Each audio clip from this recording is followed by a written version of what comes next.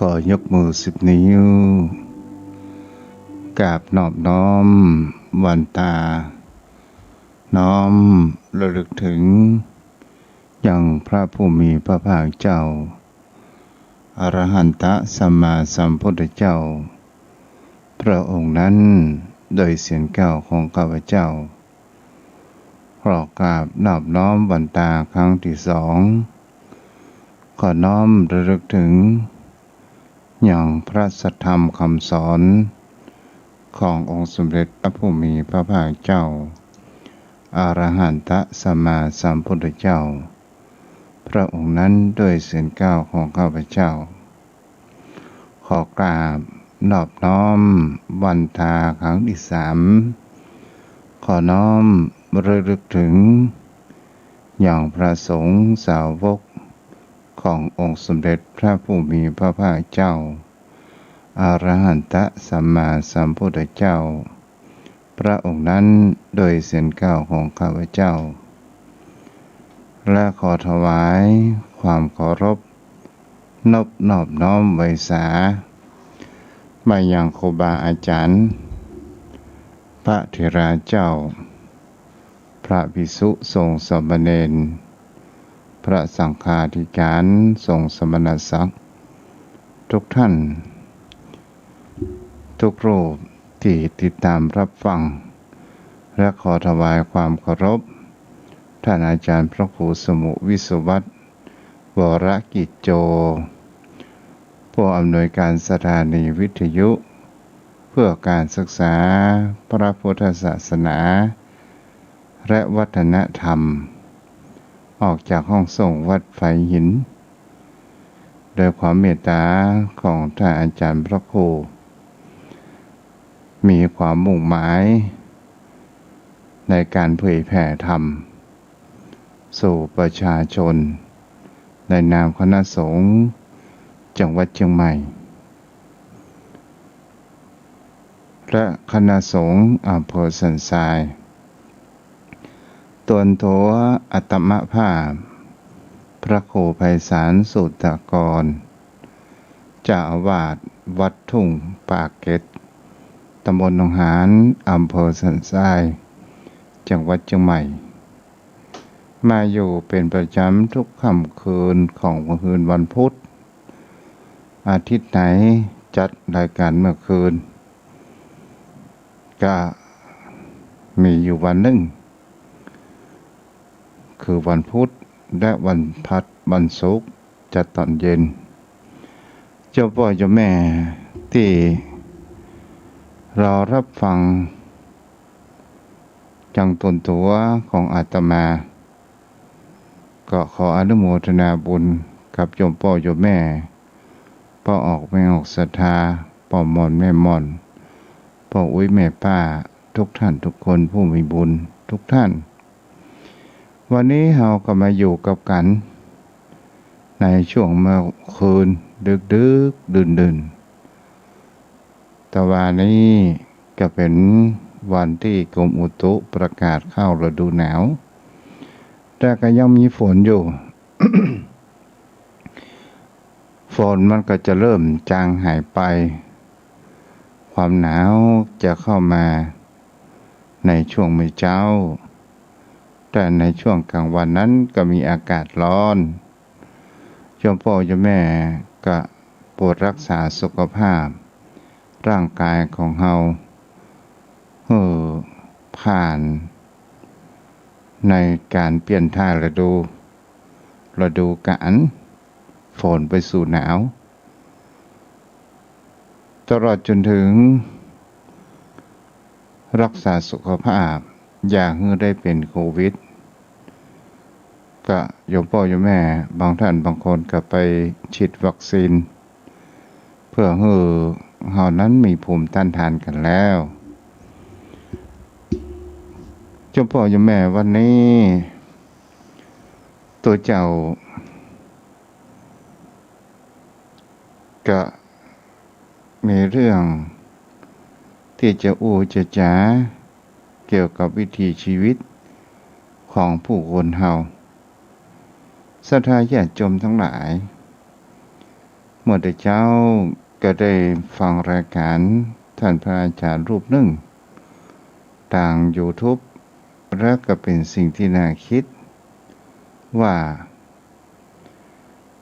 ชีวิตมนุษย์ของคนเฮานั้นมันก็เกิดมาจากสิ่งที่เฮาว่าเปิ้นเฮาว่าป่อนั้นธาตุดินแม่ธาตุน้ำแล้วทำให้เฮานั้นมาปฏิสนธิหรือว่าเกิดในคันบรรดาตอนแรกๆนั้น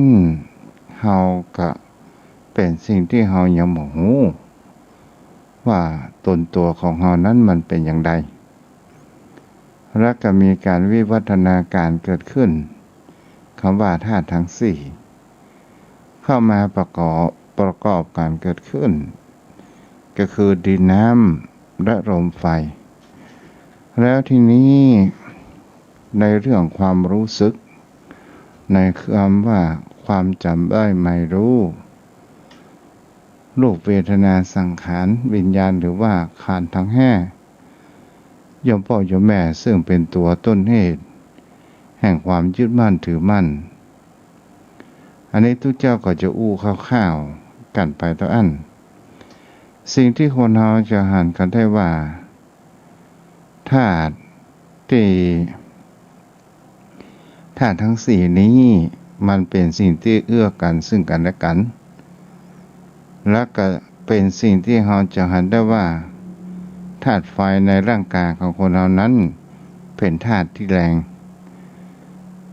ก็เป็นสิ่งที่เราจะหันได้ว่าเราบริโภคจะเป็นน้ำอาหารการกินน้ำกับธาตุน้ำแล้วเราดื่มกินลงไปจากน้ำเย็นมันก็จะกลายเป็นน้ำอุ่นเหมือนกับว่าหม้อต้มมันอยู่ในร่างกายของคนเราตลอดจนถึงอาหารการกินของคนเรากินแล้วจะหันได้ว่าเมื่อเราหนุ่มๆธาตุไฟของเรานั้นก็มีความแรงกินอะไรอย่างลงไปมันก็เผาผลาญทั้งหมดอันนี้ก็คือธาตุไฟและก็เป็นสิ่งที่กาลเวลามันผ่านไปธาตุที่มันจะไปทีละเล็กทีละน้อยนั่นก็คือคำว่าธาตุลมนั้นไปก่อนต่อมากระธาตุไฟและต่อมาดินน้ำลมไฟธาตุลมไปก่อนไฟแล้วก็ไปสู่น้ำแล้วก็ไปหาดินสุดท้ายเราก็เป็นผงธุรีย่อมพ่อย่อมแม่ก็เป็นสิ่งที่คนเราจะหันได้ว่าวัฏฏะวงเวียนของชีวิตของคนเราถ้าเราเกิดมาถ้าเราได้มีการรักษาศีลก็จะทำให้เรานั้นได้มาแก้ไขชะตาชีวิตของคนเราแหมรู้ได้ว่าตามที่พระพุทธองค์นั้นได้บัญญัติและบอกไว้ว่าผู้ประพฤติรักษาศีลก็คือบุคคลนั้นอาจจะมีสิทธิ์ที่จะได้เกิดมาเป็นมนุษย์แหมก็คือมาแก้ไขในชีวิตของคนเรามันก็เป็นวัฏจักรแห่งชีวิตอย่างนี้แหละโยมพ่อโยมแม่และเรามาพอสิ่งที่มันเป็นวัฏจักรแห่งชีวิตที่เราหันกันอยู่อย่างโยมพ่อโยมแม่ก็ได้ผ่านร้อนผ่านหนาวผ่านอุปสรรคและปัญหามามากมายทั้งความสุขและความทุกข์บางครั้งก็ประสุขประทุกข์ก็คืออุเบกขามาหลายสิ่งหลายอย่างเหมือนกันแม้กระทั่งตนตัวของอาตมาก็เช่นเดียวกันก็มีความผ่านร้อนผ่านหนาวมาอยู่หลายอย่างที่เป็นเพลงเพิ่นบอกว่า 18 ฝน18 หนาว ถ้าอายุของเฮาป่านนี้อย่างทุเจ้าได้46อย่างได้47อย่าง48มันก็เป็นสิ่งที่เฮาก็จะหันได้ว่า47ฝน47หนาว47ร้อนวันเวลาผ่านไปเป็นสิ่งที่คนเฮาจะหันได้แหมได้ว่าคนเฮานั้นก็จะต้องมีสิ่งที่เป็นของคู่กันก็มีพบและก็จะต้องมีจากมีสุขก็ต้องมีทุกข์มีได้ก็จะต้องมีเสียบนโลกใบนี้เป็นสิ่งที่ของคู่กันทั้งนั้นก็คือโลกธรรม8นั่นเองแต่ถ้าว่าชีวิตของคนเราถ้าเราเรียนรู้เกี่ยวกับเป็นมาเป็นไปของชีวิตแล้วเราก็จะมีคำว่าสติและเราก็จะมีคำว่าปัญญาเราก็จะสามารถที่จะเรียนรู้ว่าอะหยังคือเหตุอะหยังคือผลตามหลักธรรมแห่งอริยสัจสี่ของพุทธองค์ที่พุทธองค์นั้นได้ค้นพบเหตุผลเบื้องหลังของชีวิตของผู้คนมวลมนุษย์ทั้งหลายสถานญาติโยมโยมพ่อโยมแม่เฮาก็จะเห็นได้ว่าวิถีชีวิตของคนเฮานั้นมีความยากลำบากกว่าจะมาถึงวันนี้แต่ผู้คนเฮานั้นไปหันในภาพแห่งความสำเร็จในชีวิตไปเสียทั้งมวลแต่เฮาบ่ได้พอเบื้องหลังแห่งชีวิตเฮามีความยากลำบากต่อสู้ปัญหาและอุปสรรคมาอย่างใดนี่ก็คือเป็นสิ่งที่อยู่เบื้องหลังถ้าเฮาเข้ามาอยู่แห่งบางโบนเฮาก็จะได้โยมพ่อโยมแม่อยู่บ้านอยู่จองโยมแม่โยมพ่อโยมแม่นั้นเฮาไปที่ไหนพ้องในแต่ละวันถ้าว่าเป็นคนหนุ่มคนกำวัยกำลังทำงานมันก็มีบ้านกับที่งานไปมารอบแล้วรอบเล่าอยู่อย่างนี้ถ้าเป็นพระสงฆ์องค์เจ้าในช่วงนี้บ่ได้ไปที่ไหนมันก็อยู่บกุฏิกับวิหารมาวิหารก็อยู่ตำลานวัดก็ได้เพียงแค่นี้แหละโยมพ่อโยมแม่ก็เป็นสิ่งที่โยมพ่อโยมแม่บางท่านบางคนมีอายุก็บ่สามารถที่จะเดินเหินอากาศไปไกลๆนั้นไหนได้เพราะว่ามันมีกำลังที่เราจะพาไปใจนั้นมันไปถึงแต่ร่างกายของคนเฮานั้นไปบ่ถึงเพราะว่ากำลังธาตุลมของคนเฮานั้นมันอ่อนไปนี่ก็เป็นสิ่งที่เฮาก็จะได้ว่ามันก็จะมีหยังมานั่งหน้าบ้านก็ไปนั่งใต้ต้นไม้มาได้ต้นไม้ก็ไปอยู่ในที่นอน2 ตี้ 3 ตี้ถึงเวลากินข้าวก็กินเหี้ยได้น้อยเดียวกินข้าวบ่ลำบางท่านบางคนก็กินข้าวลำมีกำลังวังชาดีบางท่านก็กินข้าวบ่ลำกำลังวังชาก็บ่ค่อยดีบางคนบางท่าน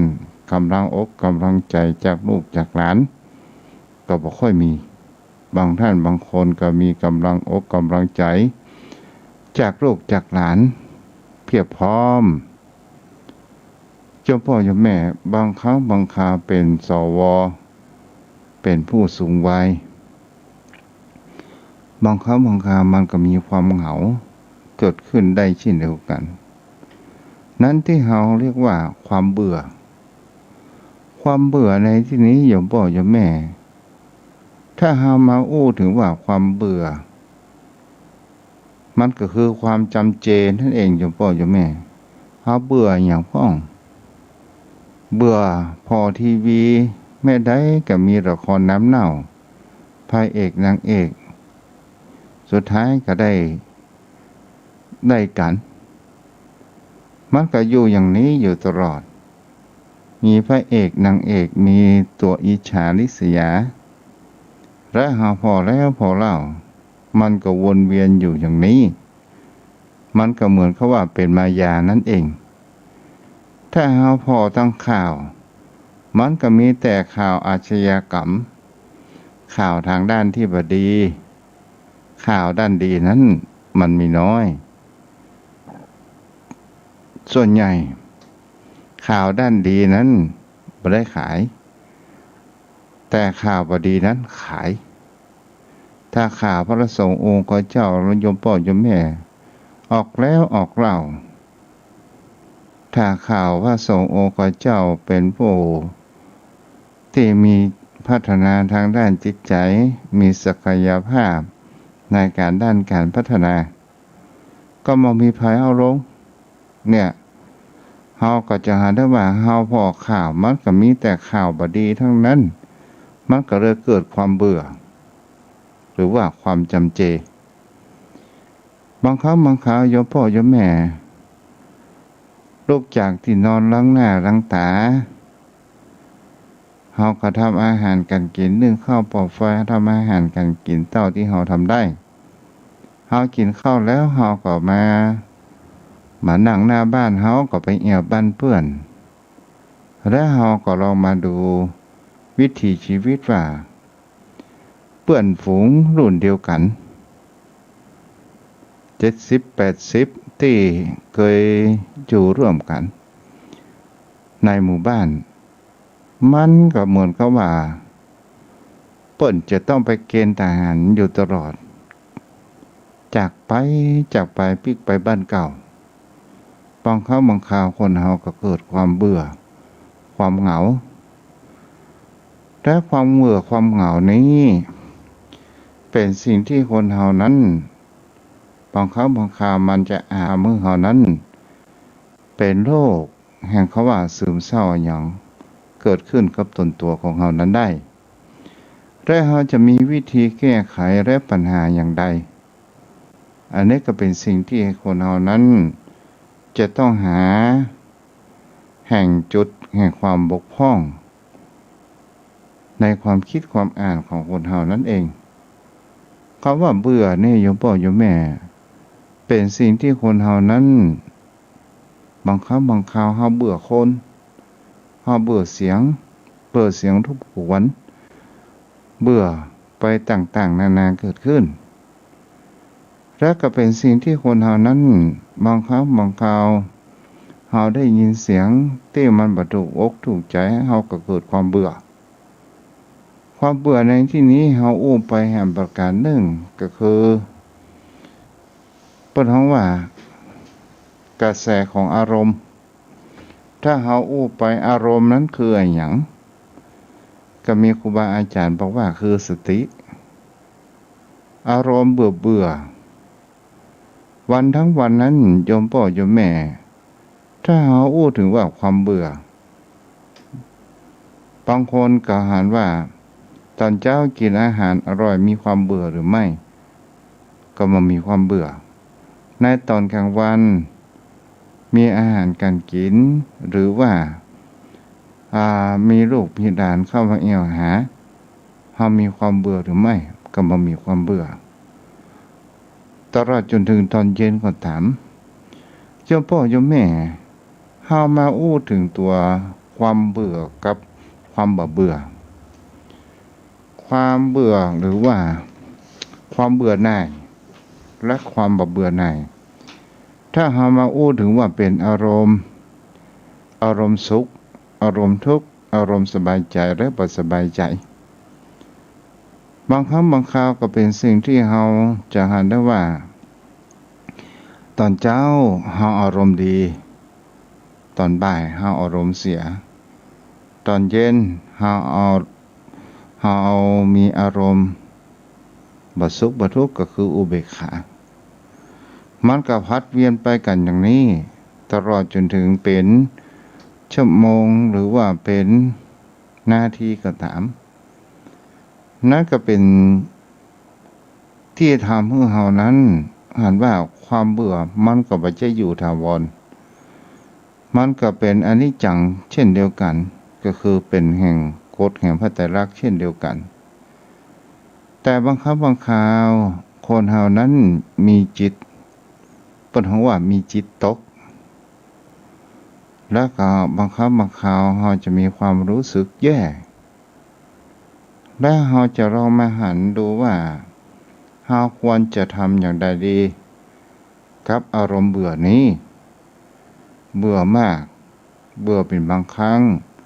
เบื่อเต็มที่เบื่อเหลือเกินมันก็เป็นสิ่งที่เราหันได้ว่าอารมณ์มันแปรปรวนนั่นเองอารมณ์แปรปรวนก็หรือว่าเบื่อเนี่ยโยมพ่อโยมแม่อารมณ์ก็คือสติของเรานะมันก็บางครั้งบางคราวถ้าเราหมองตันมันก็จะทำให้เรานั้นเป็นโรคซึมเศร้าเป็นโรคบ่เข้าอู้บ่เข้าจ๋าอยู่ที่ไหนก็บ่เข้าง่วนอันนี้เป็นต้นแล้วเราจะแยกอย่างใดล่ะ มีครูบาอาจารย์แนะนำว่าคือเราคิดในทางธรรมคือรสแห่งความรู้สึกแห่งความเบื่อหน่ายก็คือเบี่ยงเบนประเด็นไปในทางด้านที่บวกมีอย่างพ่องโยมพ่อโยมแม่ระลึกถึงความกตัญญูต่อผู้มีพระคุณต่อพ่อต่อแม่ต่อครูบาอาจารย์และบุคคลอื่นที่เป็นผู้มีพระคุณต่อเฮาที่เคยช่วยเหลือของเฮาช่วยเหลือเฮานั่นเองก็จะทำให้เฮานั้นมีความสุขจิตใจของคนเฮานั้นเกิดขึ้นประการที่สองก็คือเมื่อเฮาทำบุญใส่บาตรอุทิศญาติน้ำหมายตาลไปถึงเจ้ากรรมนายเวรอะไรอย่างก็ว่ากันไปถึงญาติพี่น้องก็ว่ากันไปต่อมาให้คิดในแง่บวกและให้จงเป็นผู้เสียสละเป็นผู้ให้ถ้าเราเป็นผู้ให้โดยการที่เราบ่หวังสิ่งตอบแทนใดๆทั้งสิ้นให้กับคนในสังคมให้กับในพระพุทธศาสนาที่เราควรจะช่วยเหลือโดยการที่เราบ่หวังชื่อบ่หวังเสียงใดๆทั้งสิ้นจิตใจของเรานั้นก็จะมีความกระชุ่มกระชวยเกิดขึ้นก็จะมีพลังและเป็นสิ่งที่ทำให้เรานั้นมีพลังในการที่เราจะทำดีเจ้าพ่อโยมแม่ในสิ่งทุกๆเจ้าได้อู้มานี้โยมพ่อโยมแม่ก็ลองเอาไปคิดพิจารณาดูแต่อันอย่างเล่าที่เป็นตัวต้นเหตุที่ทำให้จิตใจของเรานั้นเกิดความเหนื่อยล้าเกิดความเบื่อมันมีตัวอย่างพ้องอันตรายที่สุดก็คือความคิดของคนเรานั่นเองความคิดในที่นี้ก็หมายถึงว่าเอาตัวของเรานั้นเป็นที่ตั้งเอาเป็นที่ตั้งหรือว่าเป็นจุดศูนย์กลางแห่งผู้คนทั้งหลายหรือว่าที่เฮาเป็นภาษาว่าเป็นศูนย์จักรวาลก็ว่าได้ก็หมายถึงคำว่าเฮาเอาความรู้สึกของตัวของเฮาวิ่งไปจับปัญหาต่างๆของบุคคลอื่นจะเป็นลูกจะเป็นหลานจะเป็นพี่จะเป็นน้องอย่างใดก็ตามก็ทำให้เฮานั้นเป็นทุกข์ไปทุกเรื่องแต่ถ้าเฮามองมาหาตัวของเฮาเองถ้าว่าเฮาอยากจะมีความสุขเฮาก็ลองคิดในแง่บวกคิดถึงผู้มีพระคุณต่อตนตัวของเฮาอย่างเช่นเฮาคิดถึงความสุขคิดถึงความที่เฮาพ่อแม่ของเฮานั้นเป็นผู้มีพระคุณได้ส่งเสียเราเรียนจนเฮามีวิชาและความรู้ระลึกถึงพระคุณของท่านที่มอบมรดกต่างๆนานาจนทำให้เฮามีในวันนี้ได้ ก็จะทำให้เราเกิดแห่งความสุขเกิดขึ้นโยมพ่อโยมแม่ก็เป็นสิ่งที่คนเรานั้นจะหันได้ว่าสังเกตลองดูว่าเรื่องคนเราในเรื่องส่วนตัวของเราบอกเข้าให้ความสนใจมากแต่เราเนี่ยไปชอบเอาเรื่องของคนอื่นมาเก็บมาคิดจนทำให้เรานั้นมีความเบื่อบางคราวลูกหลานบ่ได้ดังใจเฮาก็เก็บมาคิดลูกหลานมาเอี่ยวหาเฮาก็เก็บมาคิดมีความน้อยเนื้อต่ำใจลูกหลานมีปัญหาเฮาก็เอาเก็บมาคิดมันก็เหมือนกับว่าตอกย้ำแห่งความทุกข์ไปอยู่สม่ำเสมอจนทำให้เฮานั้นเกิดแห่งความเบื่อหน่ายเกิดแห่งความบัดสบายใจเกิดแห่งความทุกข์อยู่ร่ำไปแต่ถ้าว่าเฮานั้นลองศึกษาดูดีๆว่าถ้าเฮามาเอาเรื่องราวสิ่งเหล่านี้มาใส่สมองโลกสมองของเฮานั้นมันมากนักหรือว่าใส่จิตใส่ใจที่เป็นภาษาของพระถ้าเฮาลองฝึกหัดดูในการที่เฮานั้นได้ทำสิ่งดีๆในการให้ทานทำบุญใส่บาตรระลึกถึงพระคุณและก็เป็นผู้ให้โดยความที่เฮามามีแห่งเขาว่าหวังผลประโยชน์ใดๆทั้งสิ้นสิ่งเหล่านี้ก็จะทำให้เฮานั้นจะพ้นจากแห่งความเบื่อหน่ายและจะหันว่าชีวิตของคนเฮานั้นมีประโยชน์และมีโอกาสถ้าเฮาให้ปัญหาต่างๆมารุมเร้ากินจิตใจเหมือนสนิมกัดเล็กมารกสมองของคนเฮาก็จะทำให้จิตใจของเฮามีแต่ความวุ่นวายเดือดร้อนแต่ถ้าเฮาดูแลจิตใจของเฮานั้นให้มีความแจ่มใสและเบิกบาน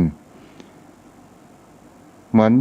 เช่นเฮาได้กำลังอกกำลังใจเฮาไหว้พระสวดมนต์ทำสิ่งที่เฮาถนัดที่เฮายังทำได้อยู่ก็คือเปลี่ยนอารมณ์นั่นแหละโยมพ่อโยมแม่ถ้าเฮาทำสิ่งใดได้แต่บางครั้งบางคราวลูกหลานบ่เข้าใจบ่อยากให้พ่อให้แม่นั้นทำการทำงานเมื่อเฮาบ่ได้ฝึกบ่ได้สิ่งที่เฮาเคยทำมาแล้วเฮาบ่ได้ทำเปิ้นเฮาว่าอัลไซเมอร์จะถามหา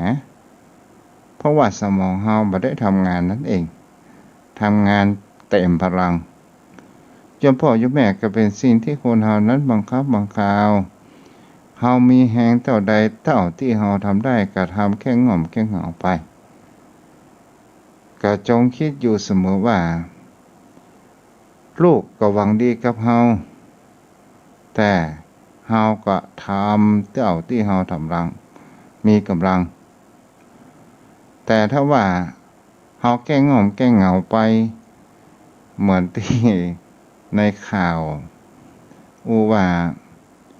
คนเฒ่าคนแก่บ่ฮู้จะไปที่ไหนลูกหลานก็ไปแยกงานกันนั่งอยู่ใกล้อยู่บ้านใกล้กันก็นัดกันมาเล่นไพ่มาฝึกสมองอันนี้คลายเหงาเช่นเดียวกันโยมพ่อโยมแม่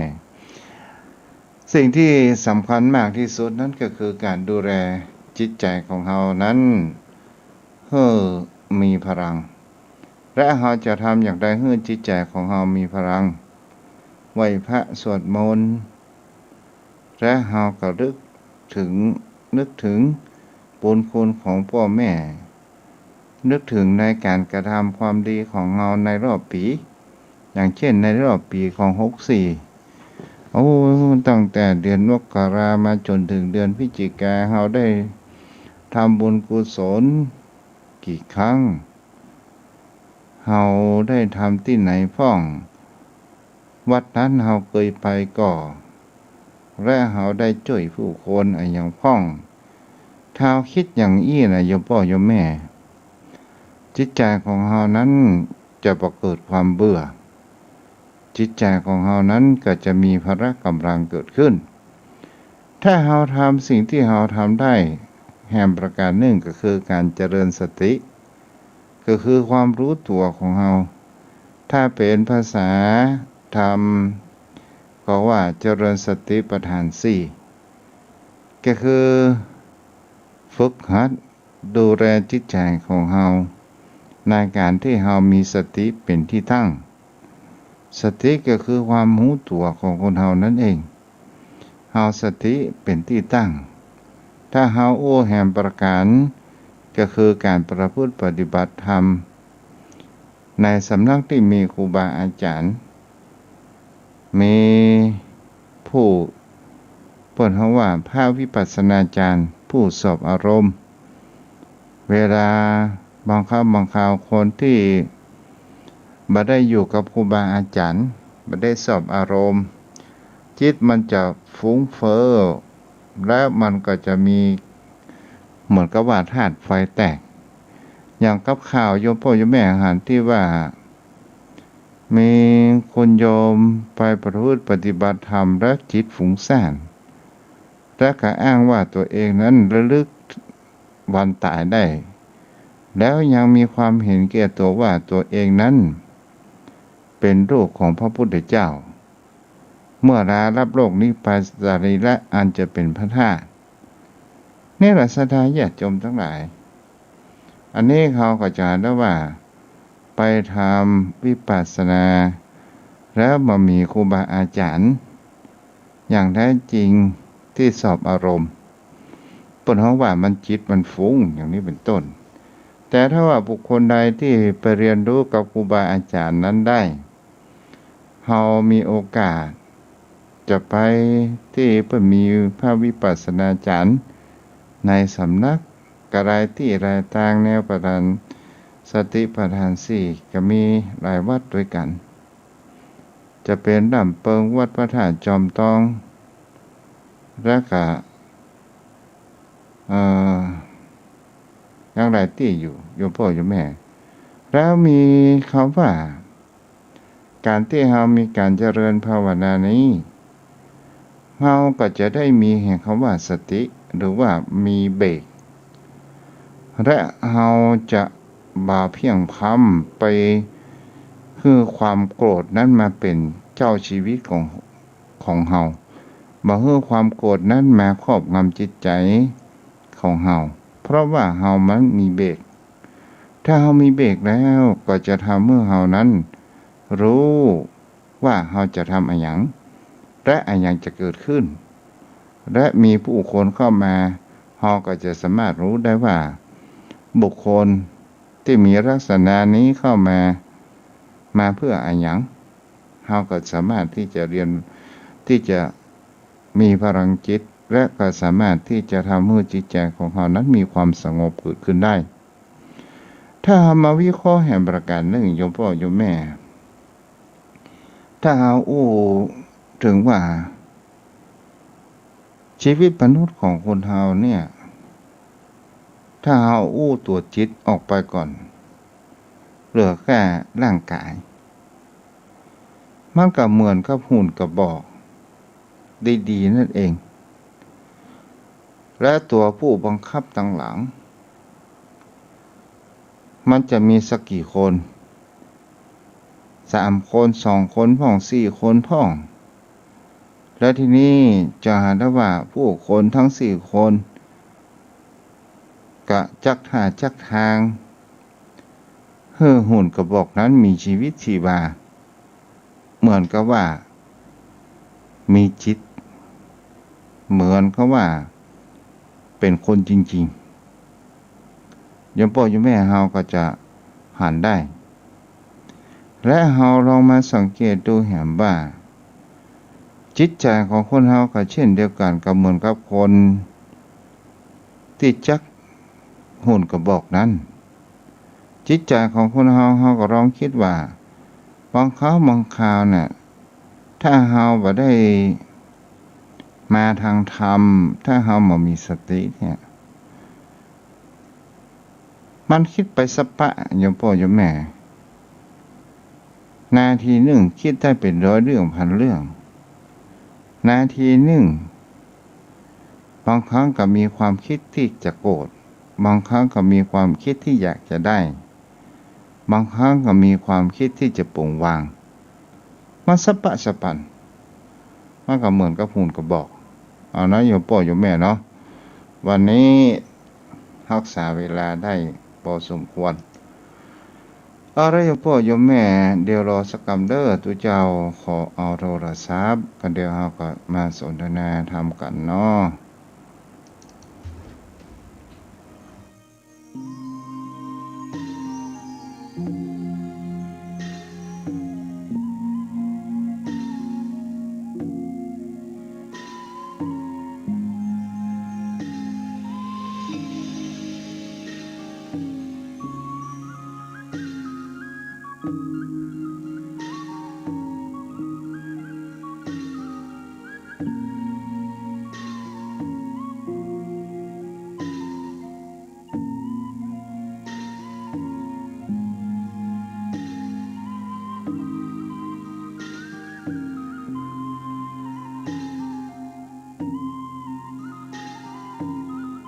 เอาละมาแล้วเด้อตอนนี้เราก็มาสนทนาธรรมกันเด้อต่างหน้าใหม่เนาะโยมพ่อโยมแม่ที่อยู่ตรงบ้านก็โทรเข้ามาได้0631639950ขออนุโมทนาโยมอุเทนดุ่งจุ้งโยมนวลสิริหินเขียวเนาะที่ติดตามรับฟังกันตลอดจนถึงโยมพ่อโยมแม่ที่อยู่ตามบ้านต่างจองเอาใครยังบ่รับเถื่อก็โทรเข้ามาได้0631639950เจริญพรแม่ประกายพฤกษ์วันนี้รับก่อนเนี่ยพระเจ้าถ้าอย่างนี้ประกรรมนอนอยู่ตัวแรกนี่ยังไม่ได้อาบน้ำเลยเอาเดี๋ยวฟังไปวันนี้สติสอนใจก็ดีเจ้าดีเนาะเจ้าบุรักษาเด้อแม่กำลังใจจ้าย่างกลับมันมีย่างแม่อนุโมทนาบุญจ้าโทรเข้ามาได้0631639950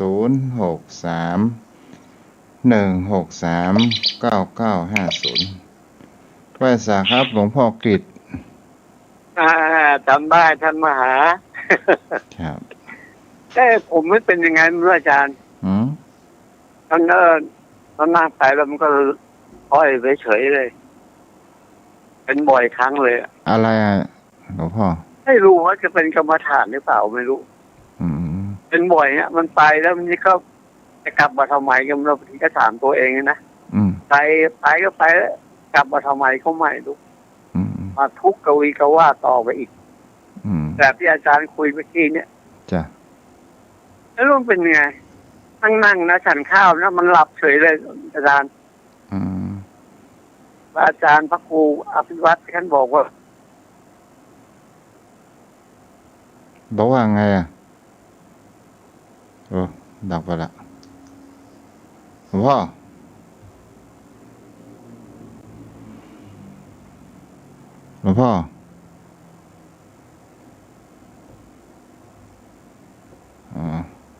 อนุญาตด้วยหลวงพ่อเด้อเสียงหายไป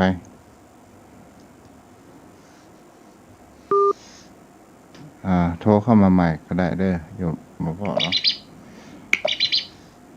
เจริญพรเจ้ากราบไหว้เจ้าท่านพระครูเจ้าแม่จันพลอยเจ้าฟังอยู่เจ้าพอดีห่อขนมครกก็ใส่บาตรหลวงปู่เสร็จพอดีดาไว้เสร็จพอดีเจ้าดีเจ้าอนุโมทนาบุญเนาะท่านพระครูเจ้าวัดทุ่งประเกศเนี่ยวันที่1ก็เจ้า19แม่อันกตันอยู่อันจะส่งปัจจัยไป300 บาทเนาะท่านพระครูเนาะอนุโมทนาบุญตัวเด้อแม่เด้อเจ้าก็ขอถวายสิ่งพระพุทธบูชาพระธรรมบูชาพระสังฆบูชาเพื่อว่าบูชาสิ่งคุณบิดาแล้วก็มารดาเนาะแล้วก็อุปการีเนาะ แล้วก็บันนี้คือรู้เนาะแล้วก็ครูอาจารย์ที่คือมีพระคุณทั้งหลายทั้งปวงนะท่านพระครูเนาะจ้าได้แม่เจ้าบุญรักษาเด้อแม่จันพรเจ้าสาธุสมปรารถนาที่โยมแม่จันพรได้อุทิศบุญกุศลได้สั่งสมบุญญาบารมีเด้อเจ้าสาธุสุขังพลังเจ้าเจ้า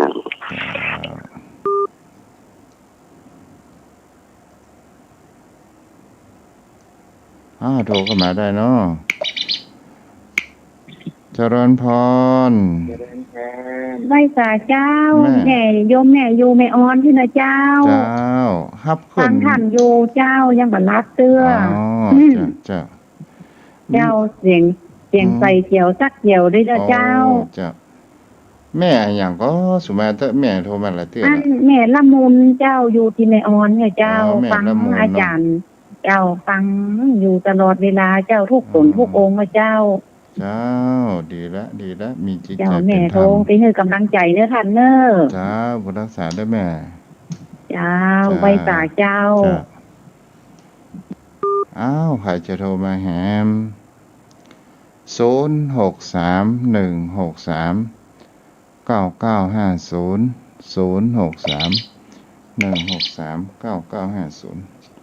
เจริญพรเจ้าพระเจ้าท่านพระคุณเจ้าแม่ฟังท่านใดเนี่ยสำเนียงทั้งลำปางพะเยาบ่เนี่ยเจ้าลำปางเจ้าอันตำบลเจซ้อนอำเภอเมืองปานนะเจ้าติดตามอยู่เจ้า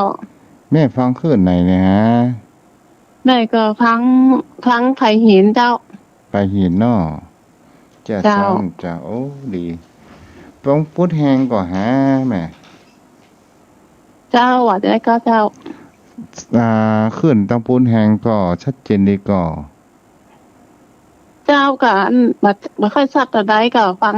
ได้อยู่เจ้าอนุโมทนาตัวได้แม่เด้อเจ้าแม่ก็มันแม่ก็โทรมาหลายเตื้อเนาะ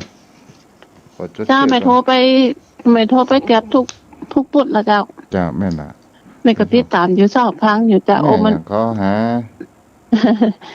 แม่คำนวณเจ้าแม่คำนวณกำลังแข็งเจ้าคำนวณเจ้ากำลังแข็งเจ้าแข็งแรงเลยเนาะเจ้าแข็งแรงเจ้านาบุญตัวได้แม่ได้ฟังได้เป็นไรพ่อฮะ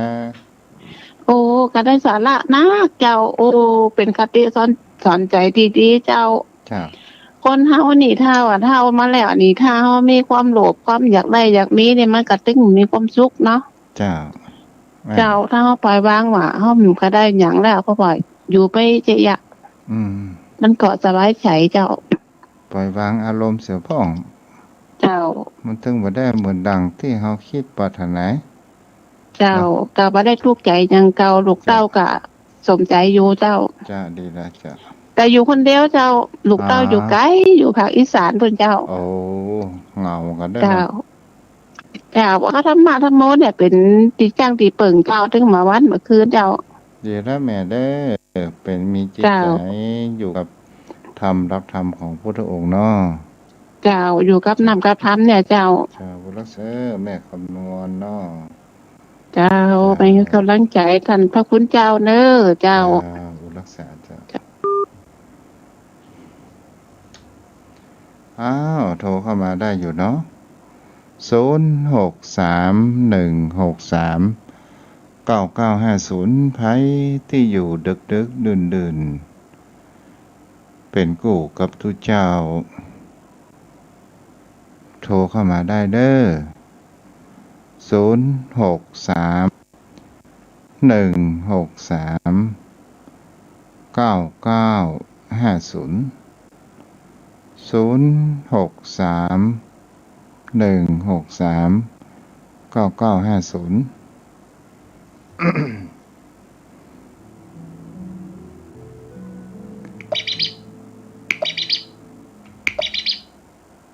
เจริญพรกราบนมัสการเจ้าค่ะจ้าเจริญพรคุณโยมแม่อยู่ที่ไหนอยู่สมไหมค่ะเจ้า โซแม่ข่ากะเจ้าเจ้าเออเมื่อฟังนี่วันนี้นี่ดีเนาะสาระจะดีเนาะ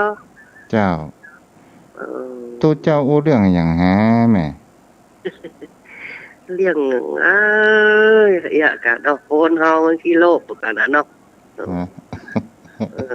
ตัดบางว่าอย่าบ้องไปกึดอย่างนักน้ำเหลียจ้ะโอ้ความเรื่องความเบื่อได้อยู่แม่นะจ้ะเขาก็เอากึดเอาตั้งจีนตั้งทำมาไว้ในอกในใจกะจ้าจ้าดีแล้วอยู่แม่เนาะแล้วว่านั้นอยากจะถามว่าท่านพระครูอยู่วัดอย่างก็เจ้าทุ่งปากเกร็ดตำบลหนองหานอำเภอสันทรายจังหวัดเชียงใหม่แถวหน้ามอแม่โจ้แม่เขาไปทางมอแม่โจ้กะแถวหน้ามอก่อนถึงหน้ามอแม่โจ้เขาเจ้าก็เคยไปที่วัดอย่างก่อนเนี่ยทำอย่างบ้านอย่างก็เจ้าอาคารหลวงพาเลิงนะแต้นพระว่าวัดประจำอำเภอวัดดอยแต้นผ้าผาหลวงเนาะนั่นวัดดอยแต้นผ้าอันนั้นอยู่สายหลังมอปุ่นเนาะนั่นกะนั่นกะเคยมาอ๋อจ้าถ้าได้ปลาสำคัญนี้จะไปแหวจะไปแหวดีวัดจ้าผู้รักษาได้ไม่เด้อยาวจ้า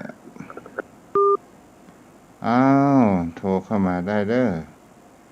0631639950ที่อยู่กันใครจะทำมันยังก็ทำได้เด้อโยมพ่อโยมแม่เนาะ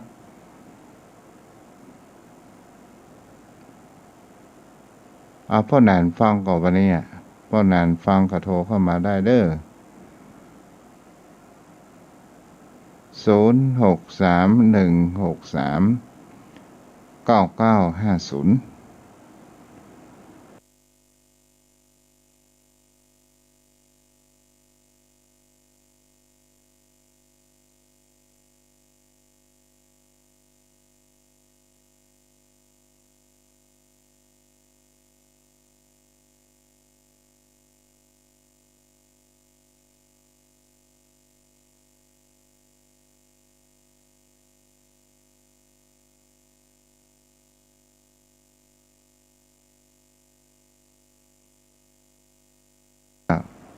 คนเฮาก็มีที่ครับตัวมากก็สมัยที่ตัวไปครับ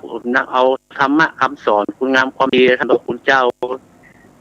เวลาที่เหลืออยู่ก็เหลือน้อยไปทุกวันแล้วท่านพระคุณเจ้าแม่นแล้วใจมันนักแล้วครับใจมันนักเหลือน้อยเดียวครับผมว่าได้ปีกวันใดไปวันใดก็จะเป็นต้องไปท่านพระคุณเจ้าว่าโปงว่าวางวัคซีนนั่นเนาะครับใหม่ๆนี่คนบอกเขาฉีดกันโดเอาเปิ้นว่าอย่างก็ลองไปก่อนนะครับท่านพระคุณเจ้าเขาทดลองก่อนถ้าเขาบอกเป็นอย่างก็เดี๋ยวเขาก็ยังกลัวตายอยู่นะพอมาค่อนต่างแล้วเนี่ยกลัวก็ถึงว่าเขาฉีดป้องกันขายมันแบบเป็นอย่างล้อมันยังดีอยู่กันเฮาก็จะชี้เดียกครับมันก็เลยได้ลาเปิ้นหน่อยเปิ้นทบไปถึงไหนถึงเบาแล้วเฮาตัวไม่รู้มันกลัวมันมาเป็นอย่างเฮ้ยมันยังไปได้มาได้ชิดก็ชิดถึงว่าคนเฮาเนี่ยมันชอบมาปล่อยข่าวที่เสียก่อนท่านพระคุณเจ้าลองมาคิดเทียบดูนะคนจะเป็นล้านกว่ามันตาย 4-5 คนน่ะแล้วมันเอาไอ้ 4-5 คนน่ะมาปักโคมข่าวว่าอย่างอันอย่างอี้เหมือนท่านเจ้าอู้แต่เกี่ยข่าวดีๆปะเลอะมันยังบ่มาออกแล้วเฮาก็จะได้รับข่าวเสพคุณงามความดีของคนเฮาก็จะได้เจริญรอยตามว่าอันนี้มันเป็นทางที่ดีอันนี้มันเอากับบดีออกเฮาเคยได้หันกันในบดีนะครับท่านพระคุณเจ้าคนก็เอาเป็นตัวอย่างไปเหี้ยเนาะก็ก็ยังอันกล้ามาฮู้เนี่ยที่ว่าเอาอย่างเอาถ่านไปลมควันในรถแล้วมันตายมันตายอย่างอี้ก็มีตั้งหันมาท่านพระคุณเจ้าคนก็เฮียนแบบทำติดตามๆกันเนี่ยโอ้ยคน นุษย์เฮาน้อยเนาะเปิ้นฮ้องว่าตามที่พระองค์บอกว่าเราเป็นผู้ตื่นแล้วท่านยังไม่ตื่นใช่เสียดายอยู่น่ะท่านพระคุณเจ้าผู้เจ้าอันพระคุณเจ้าฝรั่งคนว่าโอ้ประเทศไทยนี่มีดีหลายอย่างพระพุทธศาสนาอยู่ได้เป็นพันปีคำสอนดีทั้งนั้นแต่ว่าไปหลงอารยธรรมที่ตะวันตกน่าเสียดายครับพระเจ้าฝรั่งเพิ่นมาบวชนะครับเพิ่นเตะตรงว่าโอ้ขนาดเปิ้นเป็นด็อกเตอร์อ่ะเปิ้นมาบวชลวดลึกซึ้งในพระธรรมคำสอนเพราะว่าคนไทยนี่พลาดโอกาสคำสอนของพุทธเจ้าพุทธองค์เนี่ยจัดดีไปหลงของชาติตะวันตกหมดครับเพราะนั้นถ้าลองสังเกตดูว่าคนเฮาเนี่ยจะเล่าเรียนตลอดก็คือลองผิดลองถูกตลอดอย่างครับมันวนเวียนอยู่ในท่านเจ้ากับฝรั่งมังค่าเนี่ยเขาถึงจุดอิ่มตัวโดยการที่เขาว่าวัตถุนิยมนั้นเป็นทางทำให้มีความสุขแต่แท้ที่จริงแล้วมันไม่ใช่เป็นความสุขอย่างแท้จริงความสุขที่เราพัฒนาก็คือความสุขในทางด้านจิตใจนะครับอันนั้นมันเป็นโลกิยธรรมเนาะท่านเจ้าเนาะแต่ว่าฝรั่งนี่มันเฮียนแต้นะท่านพระคุณเจ้ามันศึกษามันก็เอาแต้นะครับมีความตั้งแล้วเรามาสังเกตดูว่าอย่างกับทางบ้านเฮาที่คนทำการทำงานเป็นคนเพิ่นฮ้องว่าทำงานออฟฟิศมีเงินเดือนสูงตลอดจนถึงเป็นเจ้านายผู้จัดการพอไปทางใดก็มีแค่ตึกขลาคนบุคคลคนนั้นก็จะโหยหาในเรื่องธรรมชาติและหันว่าโอ้ถ้าเราอยู่กับธรรมชาติปลูกพืชพัดส่วนปลูกพักส่วนครัวไว้กินอย่าเมื่อจำเป็นให้จะมีความสุขอย่างนี้มันก็น่าจะเป็นอย่างอันนะท่านพระคุณเจ้าเพราะว่าอยู่กับตึกกับรางมันบ่มีอักที่บ่ได้คลายเครียดเอามาปลูกพักปลูกไม้อยู่กับดินน้ำลมไฟท่านพระคุณเจ้ามันก็มีความสุขตัวและแท้ที่จริงมนุษย์เฮาก็อยู่กับธรรมชาตินะท่านพระคุณเจ้าผมคิดว่าจะอันนะครับแต่อันน่ะครับพ่อหนานก็ลองสังเกตดูว่า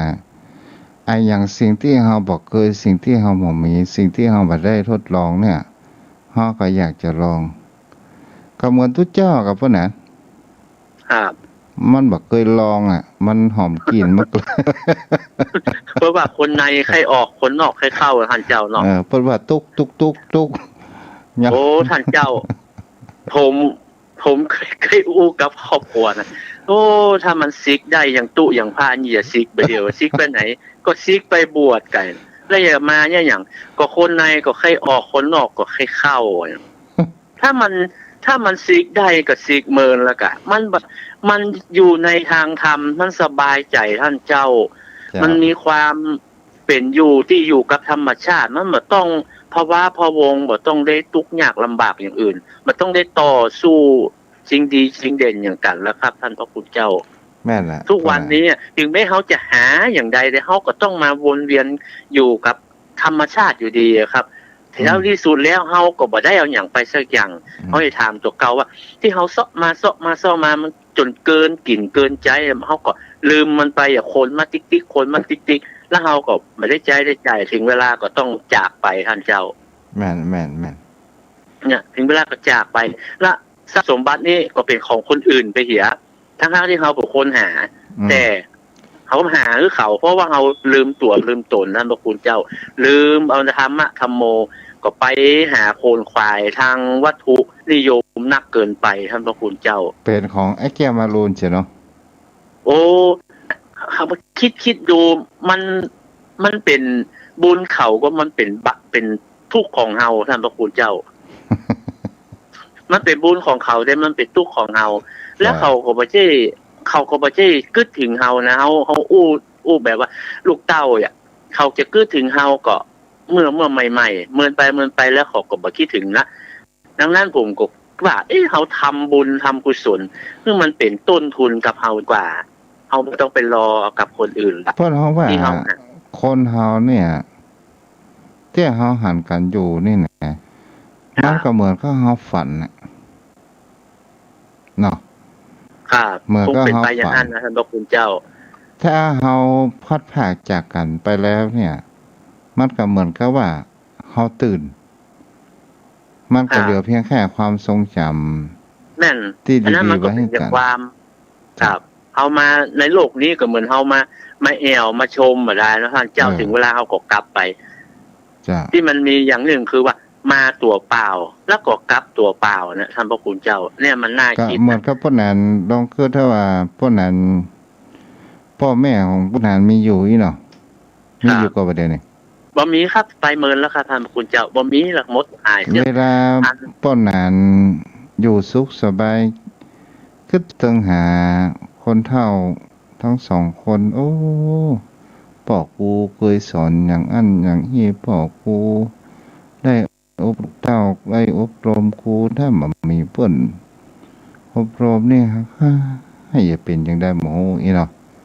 อย่างนี้ที่แน่ๆในท่านเจ้าถ้าบ่มีเปิ้นบาเดียวนี่นะกกตีนปูแต่ของเปิ้นทางนั้นท่านพระคุณเจ้าทรัพย์สมบัติที่อยู่ที่กินของเก่าของเดิมของเปิ้นทางนั้นบ่ได้ที่ได้หาสักอย่างท่านเจ้าเลยหมดเวลาแล้วเด้อโอ้กราบแก่ไตรไกรสาบารมีธรรมท่านเจ้านะครับขอกราบไว้กันใหม่เนาะตอนมันแรงเจริญพรบ่ต้องสายยมพ่อยมแม่